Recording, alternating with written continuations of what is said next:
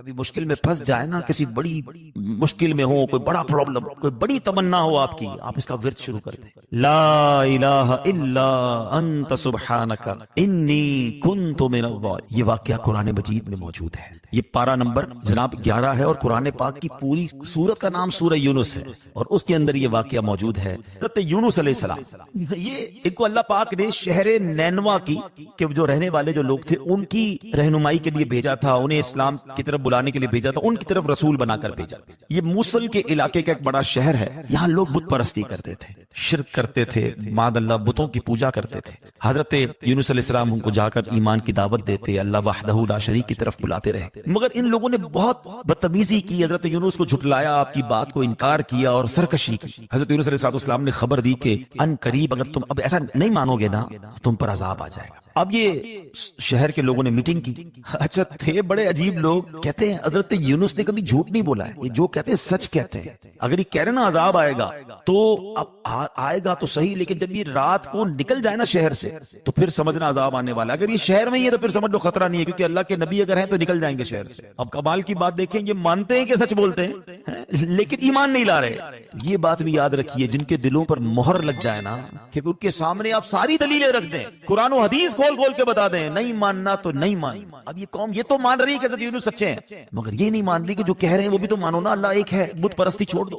انہوں نے کیا کیا، حضرت یونس پر واچ لسٹ بٹھا دی، غور کرتے رہے کہ گئے تو نہیں، شہر چھوڑ کے گئے تو نہیں۔ اب کیا ہوا کہ رات جب لوگوں نے دیکھا کہ حضرت یونس علیہ السلام شہر چھوڑ کے نکل گئے تو اب یہ ڈر گئے، ان کو سمجھ آ گئی کہ اب عذاب آنے والا ہے۔ صبح ہوئی تو عذاب کے آثار بھی نظر آئے، چاروں طرف سے کالے کالے بادل، کالی بدلیاں آنے لگی اور پورے شہر میں دھواں چھا گیا۔ یہ منظر دیکھ کر کے لوگوں کو سمجھ آ گئی کہ اب کسی وقت بھی عذاب آ جائے گا۔ پہلے تو انہوں نے حضرت یونس علیہ السلام کو ڈھونڈا، وہ انہیں نہیں ملے۔ اب جب لگا کہ اب تو ہم مارے گئے تو انہوں نے کیا کیا، اپنی عورتیں لی، اپنے بچے لیے، اپنے مویشی لیے، اور یہ سب کے سب پرانے کپڑے پہن کر، پھٹے پرانے کپڑے پہن کر میدان میں نکل پڑے اور اللہ کی بارگاہ میں روتے ہوئے توبہ کرنے لگے۔ خاک سر پر ڈالی، شوہر نے بیویوں کو الگ کر دیا، مائیں بچوں سے الگ ہو گئے، سب رونے دھونے میں اللہ کی بارگاہ میں گریا بازاری میں لگ گئے، خوب توبہ کرنے لگے۔ جو مظالم انہوں نے آپس میں کیے تھے ایک دوسرے کو، اس کو بھی معاف کروایا، جتنی حق تلفیاں ہوئی تھی ایک دوسرے سے معافی مانگنے لگے، یعنی اللہ کی رحمت کو پکارنے میں لگ گئے۔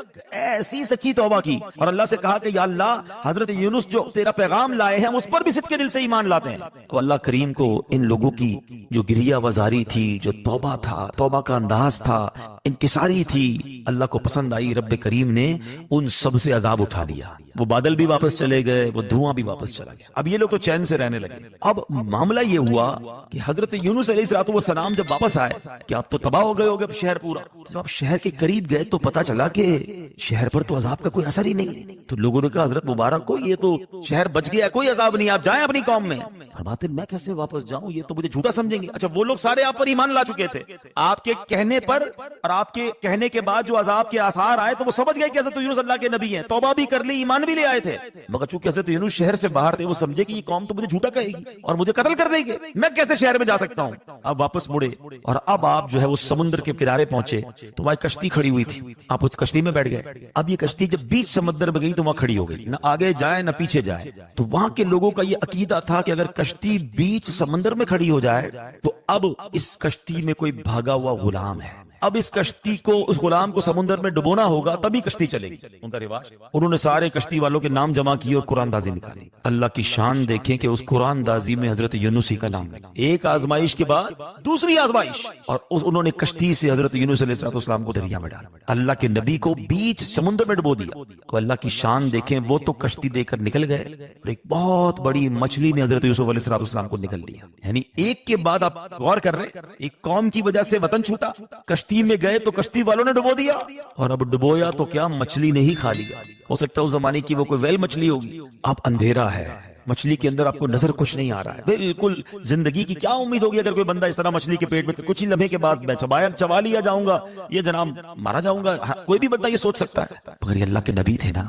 اللہ کی رحمت سے وہاں جا کر بھی مایوس نہیں ہوئے، اس مچھلی کے پیٹ کے اندھیرے میں آپ نے اللہ کو پکارنا شروع کیا، اور کیا خوبصورت الفاظ تھے، لا الہ الا انت سبحانک انی کنت من الظالمین۔ یہ مشکلیں ٹال دیتی ہے، اور ایسا ہی ہوا۔ کئی دن، یہ 2-4 گھنٹے نہیں رہے، کئی دن مچھلی کے پیٹ میں رہے, ایک روایت کے مطابق 40 دن پیٹ میں رہے. اللہ نے ان کو وہیں پر حیات بھی بخشی اور پھر مچھلی نے آ کر آپ کو ایک کنارے پر آ کر اگل دیا. لیکن اتنے دن مچھلی کے پیٹ میں خوراک تو نہیں ملی نا آپ کو, تو آپ بڑے کمزور ہو گئے تھے, اور آپ کی جو جلد تھی نا وہ بھی بڑی سافٹ ہو گئی تھی, بالکل جس کو جیلی کی طرح کہے.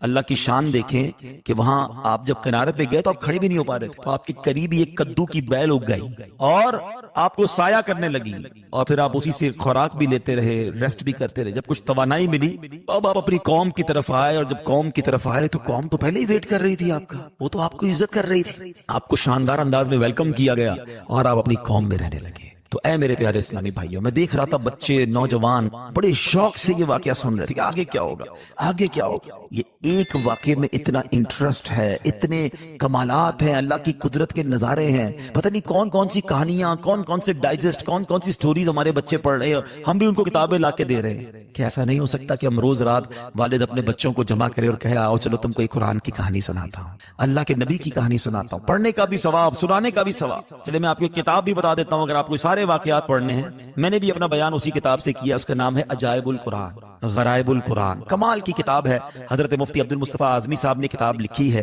مکتبۃ المدینہ سے بھی آپ کو مل سکتی ہے, dawatIslami.net سے آپ فری میں ڈاؤن لوڈ بھی کر سکتے ہیں. پڑھنے والے بنو نا یار. اب اس ایک واقعے سے سبق کیا ملتا ہے؟ کتنے سبق ہیں. پہلی بات کہ اگر اللہ کی ناراضگی ہو جائے اور عذاب کے آثار بھی نظر آ جائے, بلا نازل ہو جائے, تو چاہیے استغفار کرے. آج ہمارے کتنے گناہ ہیں, کتنی آفتیں, کبھی ہم زلزلوں کے بارے میں سنتے ہیں, کبھی سیلاب آ رہا ہوتا ہے, کبھی کرونا آ رہا ہوتا ہے, کبھی کوئی طوفان آ رہا ہوتا ہے. ہم غور کریں کہ ہمارے اعمال کیسے ہیں, تو ہمیں توبہ کرنی چاہیے, اللہ کی بارگاہ میں رجوع لانا چاہیے. وہ رب بڑا کریم ہے, گناہوں کو معاف کرنے والا ہے, وہ خطاؤں کو معاف کرنے والا ہے. اگر آپ چاہتے ہیں نا کہ بلائیں ٹل جائیں تو استغفار کی کثرت کریں.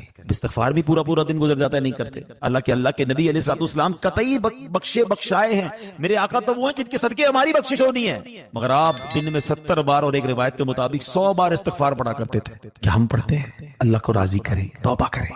دوسری بات جو سیکھنے کو ملی کہ اللہ پاک اپنے نیک بندوں کو بھی آزماتا ہے, اور کیسی کیسی, میں کہتا ہوں اس آزمائش کے بارے میں تم سوچ بھی نہیں سکتے نا. وطن چھوٹا, پانی میں ڈبو دیا, مچھلی نے کھا لیا, مگر شکوہ نہیں تھا.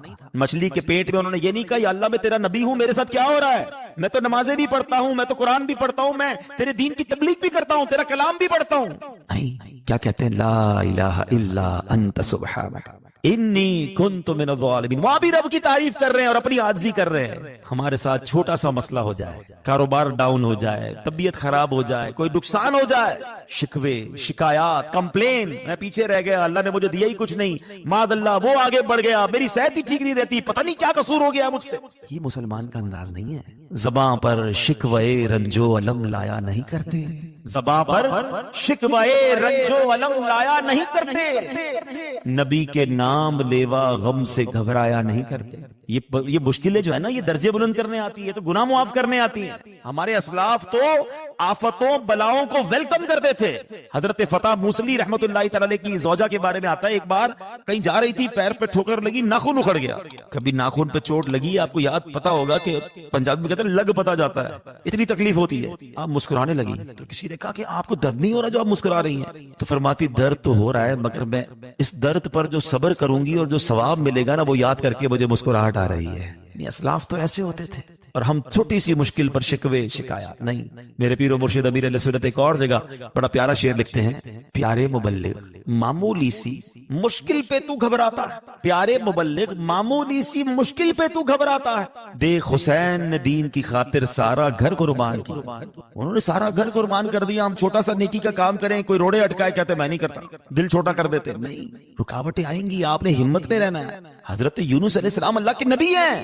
لیکن پھر تیسری بات سیکھنے کو کیا ملی کہ مچھلی کے پیٹ میں جا کر بھی پکارو گے نا, عقل کام نہیں کرے گی کہ نکلوں گا کیسے. عقل مانتی ہے کہ کوئی بندہ پیٹ میں جا کر نکلا ہے مچھلی کے, وہ تو گیا, مگر میرا رب وہ ہے جو مچھلی کے پیٹ سے نکال کر بھی زندگی اور حیات عطا فرماتا ہے. یہ سیکھنا ہے آج.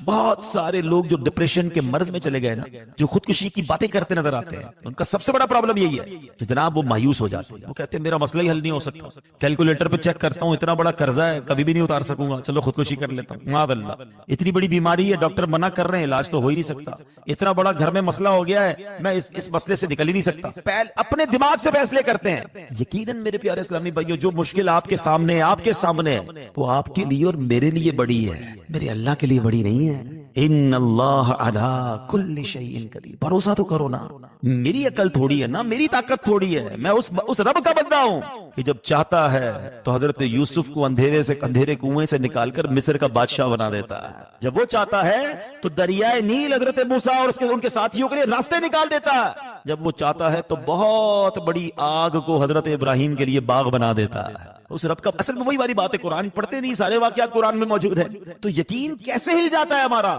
بڑا پرابلم ضرور ہے، دل سے پکارے، پھر آپ دل سے پکارے پھر دیکھیں کیسے طوفان ٹلتے ہیں۔ لیکن آپ کو پتا ہے میں اور آپ قبر میں جائیں گے، سارے سافٹ ویئر آف لائن ہوں گے، قرآن ادھر بھی آن لائن ہوگا۔ مبارک ہو اسے جو قرآن پڑھتا ہے، یہ میں نہیں کہہ رہا، نبی پاک علیہ السلام فرماتے ہیں، حدیث پاک کا خلاصہ ہے، روزانہ رات سورہ ملک جو پڑھے گا، یہ سورہ ملک اس کو قبر میں آ کر عذاب قبر سے بچائے گی، قرآن قبر میں شفاعت کا کام کرے گا، نور کا کام کرے گا۔ مگر نہیں، قرآن سے دوری ہوتی جا رہی ہے، نہ کرے ایسا، خدا را نہ کرے، اب پڑھنا شروع تو کرے، پھر دیکھیں کیسے رحمتیں برستی ہیں، کیسے مسئلے حل ہوتے ہیں۔ پوچھو قرآن ہے کیا، مولا علی شیر خدا سے پوچھو۔ ہاں، مولا علی کہتے ہیں جب میرا جی چاہتا ہے میں اللہ مجھ سے بات کرے، میرا جی چاہتا ہے جب کہ رب مجھ سے بات کرے، کہتے ہیں میں قرآن پڑھنے لگ جاتا ہوں۔ کلام، قرآن کس کا کلام ہے بتاؤ نا؟ اللہ کا کلام ہے نا، تو وین ایور آئی ریڈ قرآن، اس کا مطلب کیا؟ وہ اللہ بات کر رہا ہے مجھ سے، فرمایا جب میرا جی چاہتا ہے رب مجھ سے بات کرے میں قرآن پڑھنے لگ جاتا ہوں، اور جب جی چاہتا ہے میں اللہ سے بات کروں میں دعا کرنے لگ جاتا ہوں۔ کتنی پیاری کانورزیشن ہے، کتنی پیاری بات چیت ہے، کوئی رکاوٹ نہیں ہے۔ دنیا کے بڑے آدمی سے ملنے کے لیے آپ کو ٹائم لینا پڑتا ہے، سیکرٹری بیچ میں آتا ہے، ہماری زبان اگر وہ نہیں سمجھتا تو ٹرانسلیٹر چاہیے۔ اللہ سے بات کرنے کے لیے کوئی ٹرانسلیٹر نہیں، کوئی سیکرٹری نہیں، جتنی اللہ سے باتیں کرنی ہے کرو نا۔ تلاوت کرو تو ایسا محسوس ہوتا ہے رب مجھ سے کلام کر رہا ہے، اور دعا کرو تو بندہ اپنی باتیں اپنے اللہ کو پہنچا رہا ہوتا ہے۔ نہ تلاوت کرتے ہیں نہ دعا کرتے ہیں، امام صاحب دعا کرتے ہیں، لوگ مسجد چھوڑ کے بھاگ رہے ہوتے ہیں۔ خود سوچے نا ہم کتنی دعا مانگتے ہیں۔ آپ کو پتا ہے میرے آقا کتنی دعائیں کرتے ہیں، اللہ کے حبیب ہیں، آپ کئی لوگوں کو اندازہ نہیں ہے، بچے ہیں، نوجوان ہیں، آپ کو کئی دعائیں یاد ہوں گی، گھر میں داخل ہونے کی دعا، گھر سے باہر آنے کی دعا، کھانا کھانے سے پہلے کی دعا، کھانا کھانے کے بعد کی دعا، سونے سے پہلے کی دعا، اٹھنے کے بعد کی دعا، ایون یہاں تک کہ بیت الخلاء میں جانے سے پہلے کی دعا، فراغت کے بعد کی دعا، دودھ پینے کی دعا، آئینہ دیکھنے کی دعا۔ اس کا مطلب کیا ہے کہ میرے آقا تو ہر کام سے پہلے دعا کر رہے ہیں، قدم قدم پر دعائیں مانگ رہے ہیں، اپنے رب سے اتنا زبردست تعلق ہے، ہمارا پورا دن گزر جاتا ہے ہم اللہ سے بات نہیں کرتے۔ اچھا مسائل سب کے ساتھ ہیں، میں ادھر سے شروع کروں اور ایک کاغذ قلم دوں سید صاحب کو، سید صاحب ذرا لکھوائیں اپنے پرابلم، تو شاید کئی ڈائریاں بھر دیں گے لوگ یہاں تک پہنچتے ہیں، سب ہر کوئی کسی نہ کسی پریشانی میں ہے، مگر اللہ سے بات کرنے کا ٹائم نہیں ہے۔ جس نے مسئلے حل کرنے ہیں، جس نے مشکلیں حل کر، اچھا وہ فرماتا بھی ہے، کمال تو یہ ہے جس نے مسئلے حل کرنے اس کا خود فرمان ہے، ادعونی استجب لکم، مانگو میں تمہیں عطا کروں گا۔ ہم سب کے پاس جاتے ہیں، ہم رب کے پاس نہیں جاتے۔ کیسا عجیب معاملہ ہے نا، بہت کلوز ہے نا، تو ایک بار شاید ہمیں دے دے گا یا ہماری بات تسلی سے سن لے گا، دوسری بار مانگو نا تو کہتا پہلے دیے تھے وہ کدھر گئے، ابھی تو دیے تھے اب یعنی جتائے گا، تیسری بار مانگو تو کہتے یہ تو مانگنے والا ہو گیا، چوتھی بار میرا آپ کا فون ہی بلاک ہو جاتا ہے۔ یہ ہے دنیا، سمجھ آ رہی ہے؟ اور رب وہ ہے جتنا مانگو اتنا پسند فرماتا ہے، اللہ اس کو زیادہ پسند فرماتا ہے جو اللہ سے زیادہ مانگتا ہے۔ ہم کیسے لوگ ہیں کہ جو دینے پر تیار ہے، جس کی رحمت، ابھی تو آپ نے سنا کہ رحمت دا دریا الہی ہر دم بغدا تیرا، جے ایک قطرہ بخشے مینوں کم پڑ جاوے میرا۔ ارے رب کی رحمت برسنے کے لیے تیار ہے، ہمارے پاس مانگنے کا ہی ٹائم نہیں ہے۔ اچھا دعا بھی مانگتے ہیں نا تو بے دلی سے مانگتے ہیں، یہ بھی بڑا مسئلہ ہے۔ کاش یہ چھوٹے موٹے ہماری ٹیوننگ کر لینا، ہمارے بہت بڑے بڑے مسئلے حل ہو جائیں گے۔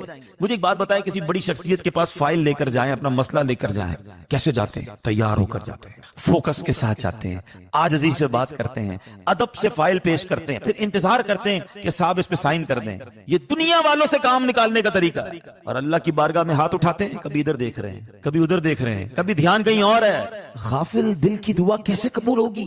ارے جب اکرم الاکرمین ارحم الراحمین کے دربار میں جا رہے ہو پھر تو آنسو بہنے چاہیے تھے نا، پھر تو فقیر بن کر بھکاری بن کر پھر گرا کرے بندہ دعا مانگے، اور پھر دیکھیں دعا کے بعد کیسے دروازے کھلتے ہیں۔ کاش یہ باتیں ہمیں سمجھ آ جائے۔ آج میں قرآن پاک کا ایک واقعہ بھی آپ کو سنانے آیا ہوں، اس میں بھی میری دو نیتیں ہیں۔ ایک نیت تو یہی ہے جو اس واقعے میں میسج ہے، one of the historical event, ایک ایسا قرآنی واقعہ ہے جو جب بھی پڑھیں عقل حیران ہو جاتی ہے، اللہ کی قدرت کا عظیم نظارہ ہے اس واقعے میں۔ لیکن ایک اور نیت بھی ہے کہ اس کے ذریعے ہمارا قرآن پڑھنے کا شوق بڑھے، کہ جب ایک واقعے میں اتنا کچھ ہے تو پورے قرآن میں کیا ہوگا۔ زندگی میں پیغام کی کتنی اہمیت ہے، آپ غور کریں کہ جب سے یہ موبائل پھر انٹرنیٹ، پہلے تو خط لکھے جاتے تھے پیغام کے طور پر، اب تو واٹس ایپ آ گیا، ای میل آ گئی، اس کی اہمیت کتنی ہے آپ ذرا سمجھیے۔ کہ ہم لوگ پہلے صبح اٹھ کر قرآن پڑھتے تھے، وضو کرتے تھے، منہ ہاتھ دھوتے تھے، کلمہ پڑھتے تھے، اب تو ابھی آنکھیں بھی پوری نہیں کھل رہی ہوتی تو موبائل ڈھونڈ رہے ہوتے ہیں، اور موبائل ڈھونڈ کر بھی سب سے پہلے یہ چیک کرتے پیغام کس کا ہے، ٹھیک ہے نا۔ اور پیغام میں بھی ہم نے کیٹیگرائز کیا ہوا ہے کہ بھائی جناب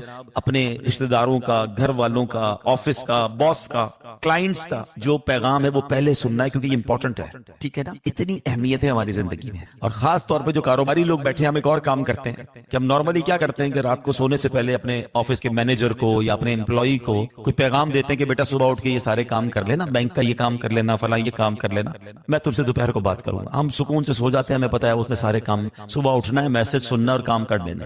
کسی دن آپ صبح اٹھیں اور آپ اپنے اس امپلائی سے بات کریں کہ بھائی وہ میں نے آپ کو کام دیا تھا وہ ہو گئے، اور آپ کو وہ جواب دے کہ سر وہ میں آپ کے میسج سن نہیں سکا۔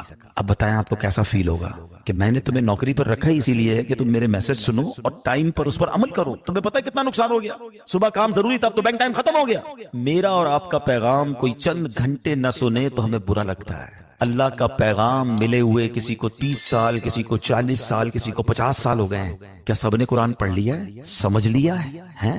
اللہ کا پیغام آ چکا ہے ہمارے پاس، ہم سب کے گھروں میں قرآن پاک ہے، مگر پڑھنے کا ٹائم نہیں، سمجھنے کا ٹائم نہیں۔ اچھا ایک تو پورے قرآن کو پڑھنا ضروری، اچھی بات ہے، مگر کیا آپ کو پتا ہے قرآن مجید فرقان حمید میں 89 تقریباً 90 آیتیں وہ ہیں جس میں اللہ کریم نے مجھ سے اور آپ سے براہ راست بات کی ہے، ڈائریکٹ، یا ایھا الذین آمنو کہہ کر، او یو بلیورز، ایمان والے کون ہیں؟ ہم سارے ہیں نا الحمدللہ، یعنی مجھ سے میرے رب نے کیا بات کی ہے، کیا کم از کم وہ پڑھ لی ہم نے؟ اب بندہ کہے قرآن تو عربی میں حضرت ہم تو میر پوری بولتے ہیں، تو بھائی یہ تو بہانہ نہیں چلے گا نا، علماء نے تو ترجمے بھی لکھ دیے، کتنی زبانوں میں ترجمے، تفسیر، دعوت اسلامی نے تو کمال یہ کیا کہ ترجمہ بھی دیا، تفسیر بھی دی، نہیں پڑھ سکتے تو آڈیو میں بھی دیا، کم از کم سن لیں، مگر وہ پڑھنے کا بھی سمجھنے کا ٹائم نہیں۔ کیا اللہ کی بارگاہ میں یہ جواب چلے گا کہ اللہ بڑا بیزی تھا، اپنی فیملی کے ساتھ بیزی تھا، کاروبار میں لگا رہتا تھا، قرآن تھا میرے پاس، میں نے قرآن سے تعلق رکھا تھا، اس کو چومتا تھا، اس کو جلدان میں رکھتا تھا، کبھی گھر میں کوئی انتقال ہو جاتا تو فاتحہ میں قرآن پڑھواتا تھا، نئی دکان لیتا تھا تو وہاں قرآن پڑھاتا تھا، بس اتنا تعلق تھا، باقی پڑھنا نہیں تھا، سمجھنا نہیں تھا۔ سچ بتاؤ کیا یہ جواب چلے گا؟ اپنے دل سے پوچھیں، اللہ نے مجھ سے اور آپ سے بات کی ہے اور ہمارے پاس ٹائم ہی نہیں ہے پڑھنے کا، ابھی تک پڑھا ہی نہیں ہے۔ میں ایک واقعے سے آپ کو ہماری قرآن سے دوری کا احساس دلاتا ہوں۔ ایک صاحب نے اپنے گھر پر قاری صاحب کو بلایا، ہر سال دعوت کرتے تھے مسجد کے امام صاحب، تو دعوت کی، کھانا وانا لینے گئے، کھانا کھلایا، بڑے اچھے طریقے سے دعوت ختم ہوئی، امام صاحب چلے گئے۔ بیٹا کہتا ہے ابا جان میرے بہت بڑی رقم یہاں پڑی ہوئی تھی، جہاں امام صاحب بیٹھے تھے نا کھانے کے لیے کمرے میں تھوڑی دیر کے لیے باہر گیا تھا کھانا لینے، واپس آیا ہوں رقم نہیں ہے۔ والد صاحب کہتا ہے بیٹا کیسی بات کرتے ہو، امام صاحب تھے بڑے نیک آدمی، وہ تھوڑی چوری کر سکتے ہیں۔ کہتے میں بھی نہیں کہتا چوری کی، لیکن جب وہ گئے پیسے بھی غائب ہو گئے، بہت ڈھونڈا نہیں مل رہے۔ تھوڑے عرصے بعد امام صاحب پھر آئے گھر پہ، ایک سال بعد پھر کھانا پیش کیا، وہ بچہ تھا، اس کے پیسے تھے، اس کو یاد تھے، اس نے ڈرتے ڈرتے کہا امام صاحب وہ ایک بات کہوں گا، ذرا ناراض نہیں ہوئیے گا۔ کہا بیٹا کیا کہنا چاہتے ہو؟ کہ میں آپ پچھلے سال آئے تھے نا ہمارے گھر پہ، تو آپ جہاں بیٹھے تھے میری اچھی خاصی رقم وہاں پڑی ہوئی تھی، آپ گئے اس کے بعد سے وہ رقم ہی نہیں مل رہی۔ امام صاحب رونے لگ گئے۔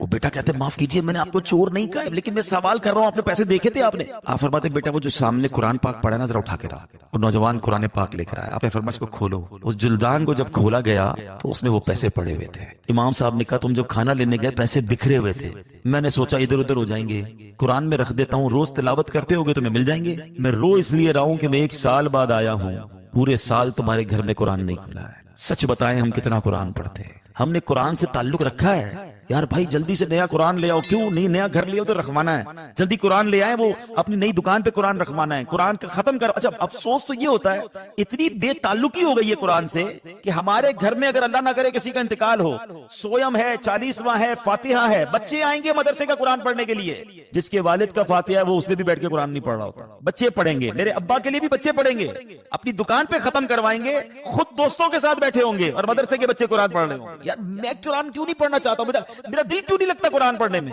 آج قرآن کی محفل میں آئے نا تو میں آپ کے دل کے دروازے پر دستک دینا چاہتا ہوں. حدیث پاک کے الفاظ ہیں, وہ دل ویران ہے جس میں کچھ قرآن نہیں ہے. پوچھئے سب اپنے آپ سے کہ ہمارے دل میں کتنا قرآن ہے. سوچئے نا, ہم اپنے بچوں کو حافظ بنا دیتے ہیں, بچوں کو مدرسے میں بھیج کے بعض اوقات لوگ کہتے ہیں میرا بچہ حافظ ہے, میرا بچہ قرآن پڑھ رہا ہے. بہت اچھی بات ہے, ہم کتنا خود قرآن پڑھ رہے ہیں. کیا قرآن میرے لیے نہیں ہے؟ یہ دل کا نور ہے, یہ قبر کا ساتھی ہے, یہ شفاعت کرنے والا ہے.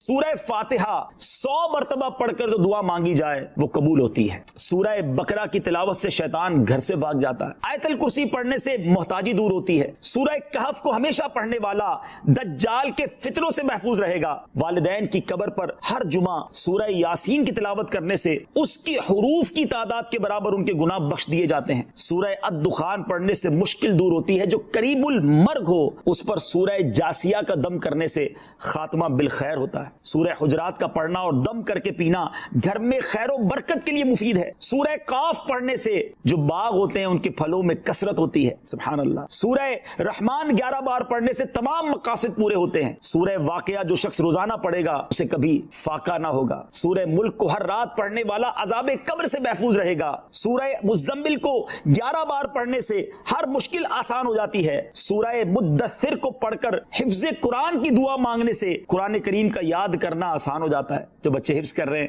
ان کے لیے زبردست وظیفہ ہے. سورہ النازعات پڑھنے سے جاں کنی کی تکلیف نہیں ہوگی. سورہ ضحیٰ پڑھنے سے بھاگا ہوا آدمی واپس آ جائے گا. سورہ علم نشرح کو جس مال پر پڑھ دیا جائے اس میں خوب برکت ہوتی ہے. سورہ تین والتین والزیتون جو ہے 3 مرتبہ پڑھنے سے اخلاق و کردار بہتر ہوتے ہیں. سورہ علق میں جوڑوں کے درد کا علاج ہے. سورہ قدر جو صبح و شام پڑھے اللہ عز و جل اس کی عزت بڑھا دے گا. سورہ بینہ برس اور یرکان کا علاج ہے. جس آدمی یا جانور کو نظر لگی ہو اس پر سورہ عادیات کا دم مفید ہے. سورہ قارعہ پڑھنے سے بلاؤں سے حفاظت رہتی ہے. سورہ تکاثر کو 300 بار پڑھنے سے جلد قرض ادا ہو جاتا ہے. کئی لوگ کہتے ہیں جناب قرض بہت ہے, چلے قرآن کا وظیفہ لے لیں, الہاکم التکاثر. یہ جو سورت ہے 300 بار پڑھنے سے بہت جلد قرض اتر جاتا ہے. سورہ عصر پڑھنے سے غم دور ہو جاتا ہے. سورہ ہمزہ اور سورہ فیل دشمن کے شر سے حفاظت کے لیے, اور سورہ قریش جان کی حفاظت کے لیے بڑی مجرب ہے, بڑا کمال کا وظیفہ ہے. سورہ ماعون بڑی مشکل کے وقت میں پڑھنا بہت مفید ہے. سورہ کوثر کی تلاوت سے بے اولاد صاحب اولاد ہو جاتا ہے. کئی بے اولاد بھی وظائف مانگ رہے ہوتے ہیں. سورہ کافرون 1/4 قرآن کے برابر ہے. سورہ زلزال نصف قرآن کے برابر ہے. سورہ اخلاص 1/3 قرآن کے برابر ہے. اور سورہ فلق اور سورہ ناس سے جن اور شیطان اور حاسدوں کے شر سے حفاظت رہتی ہے. پھر کیوں نہ ہم قرآن سے دوستی کر لیں, کیوں نہ قرآن کو اپنا ورد بنا لیں.